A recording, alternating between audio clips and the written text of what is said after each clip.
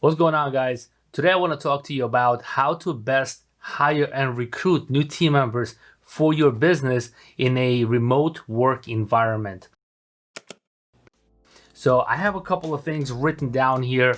I highly recommend you actually take notes on this, because after reviewing, so much information, so many documents, and so many processes of my clients as far as how they were able to transition from a regular or the normal way of doing business and recruiting and interviewing and hiring to how they're doing business now, I've actually taken down a lot of notes, and we're adjusting just so we can properly implement the new ways of effectively onboarding individuals. Not just recruiting and hiring for the sake of getting the job done, but I'm talking about being effective in your recruiting and your hiring and onboarding processes. So let's go into this information right now. So number one, you really need to assess as far as what type of work are you looking to get done. Is it technical? Is it part-time? Is it full-time? Is it more administrative? Is it to be on the phones? All of those things you really need to address and ask yourself, as the leader of your organization or of your business, can all of those things be done remotely? If not, what are the things that will require assistance from maybe an accountability partner, or maybe from the manager, from the leader, or maybe a coworker, right? Things like that. All depends on your business, the size of your business, depends on your industry as well. So figure out what type of work that needs to be done. Second thing is, is it temporary or permanent position, or is it temp to perm, right? So all of those things matter as well. In regards to temporary to permanent position, how long, right? People, when they're applying for jobs right now, they want to know if it's part-time but full-time is available. How long do they need to wait until you're able to hire them full-time? So all of those things, because you can't just think about what needs to be done for the business, but that individual, if you do not give them the opportunity to go full-time, we're assuming if it's a part-time position, if you don't give them the opportunity to go full-time within a fixed amount of time of their expectation, they're going to start looking for another job, or they're going to need another job, a second job, to supplement what they have with you. And by the time you're going to ask them to work full-time, they may or may not be able to take that role. Okay, so you really have to be careful with that.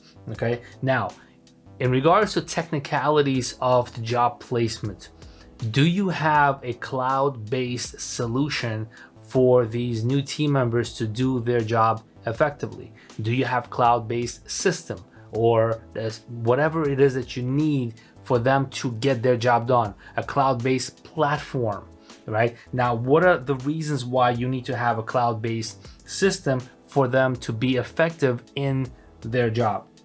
Number one, you need to understand their work progress. You need to monitor their work progress.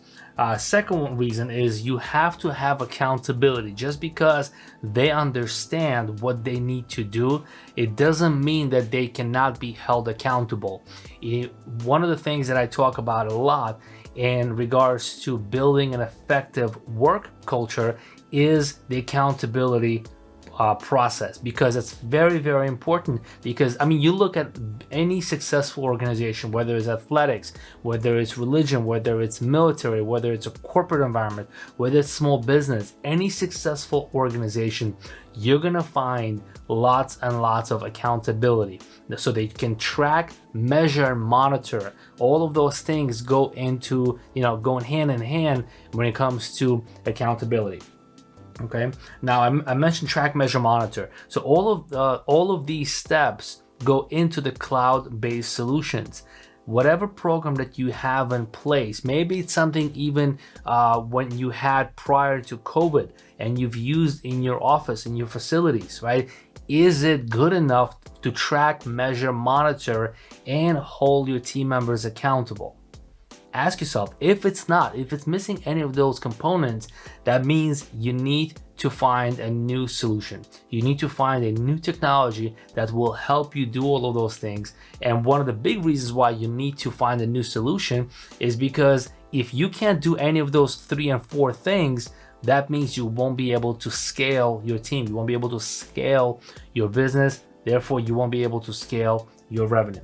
Another thing is, when you bring somebody on board to work remotely, you have to set proper expectations. Now, we all as human beings operate based on our daily expectations. Now, throughout the day, there are over 3,000 thought processes that we go through that are based on expectations. They happen so fast we don't even recognize it. We don't even understand that we're actually doing it on purpose, and it happens through a habit. You get in the car, you push the button or you turn the key, you subconsciously expect it to turn on, right? You open the door into your house, you expect it to be safe. You brush your teeth, you expect it for the job to get done, so on and so forth. And most of these expectations, the minor expectations, are being met. Now, the question is, when it comes to your business, are you setting the expectations for, number one, your new team member, and then obviously, are you setting the right expectations for your clients? But I'm going to leave that for another video. So when it comes to setting expectations for your team member, what are they? Number one, do you have your core values in place, and are you communicating them to your new team? And if you say yes, that's great. Question you should be asking now is, how often? The second one is, do you have a mission statement as a business owner? And the next question you should be asking is, are you communicating them to your new team member? The next question is, how often? See, these are the things that need to be repeated. They cannot just be done once and you have to assume that everybody knows them. Yeah, they may or may not know them, but the question is, are they doing their work with the mission and the core values in mind? In most businesses, the employees do not keep those things in mind while they're performing daily operation. The next one is accountability. Are you letting your team members know that they will be held accountable, whether it's daily or weekly progress? Because if you hire me and you give me my work assignment and you just forget about me and check in once a week and I don't hear from you, guess what? No matter how great of a new employee or a new team member I am, I'm still a human being. And things set in. I get distracted. Family, friends, kids, spouses, all these social media, all these things will pull me in a different direction, especially if I'm not in the physical office where the business is located, if there's a physical location. Okay, so it's very, very important, and people are going to get distracted regardless. The question is, what will bring them back? Because as people get derailed from their end goal, whether it's an hourly or daily or weekly basis, as we all get derailed, the question is, what puts us back on those rails to go through the day to get the job done?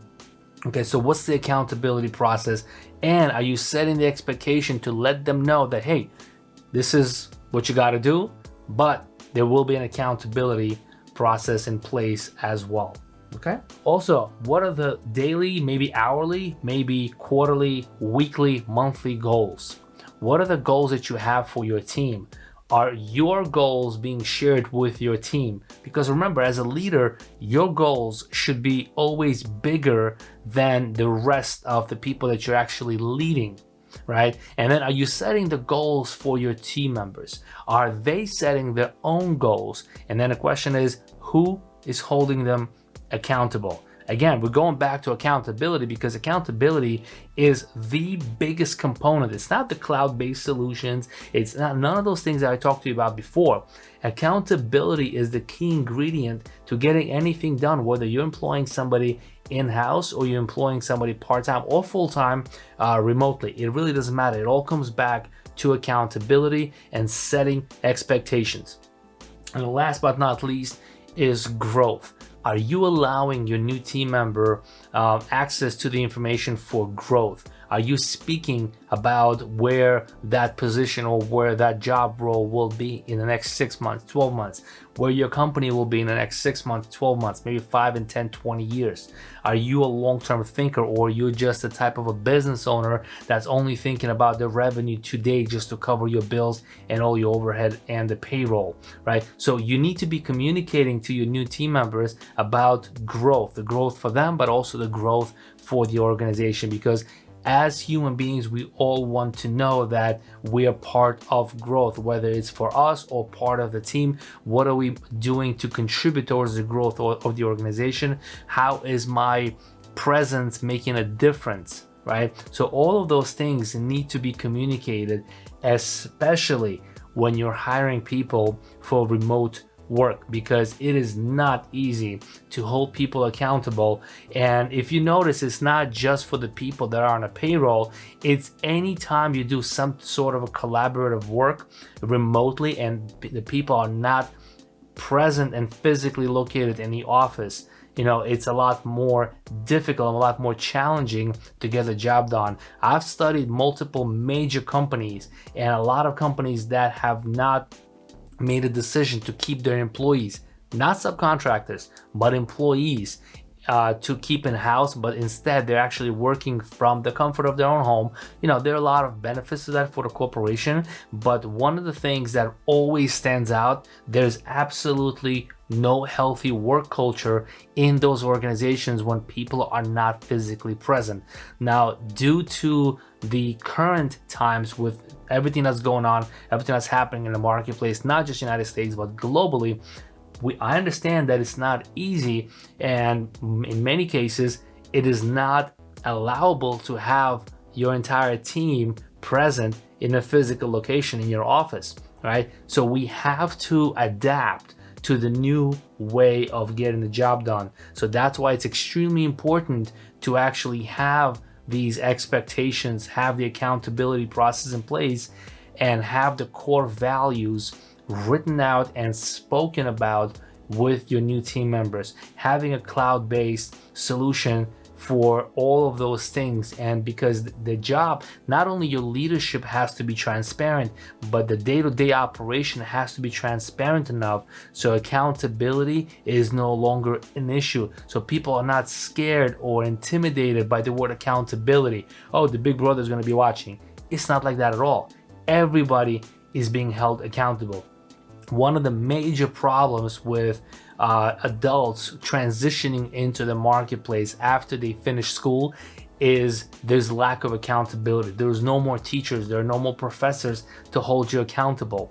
That's why most people, after the school system is over, that's why most adults starts slipping backward, and they become they conform to the lazy way of, and I use that word lightly, lazy way of doing business or going through the day, because there's really no accountability. And then once we hit that accountability process in our life, we become sensitive. Why? Because we take it personal. It's nothing personal. It's work. It's for the betterment of each individual that's working with you, including yourself as a leader. Thanks so much for tuning back in, guys, and I will see you on the next segment.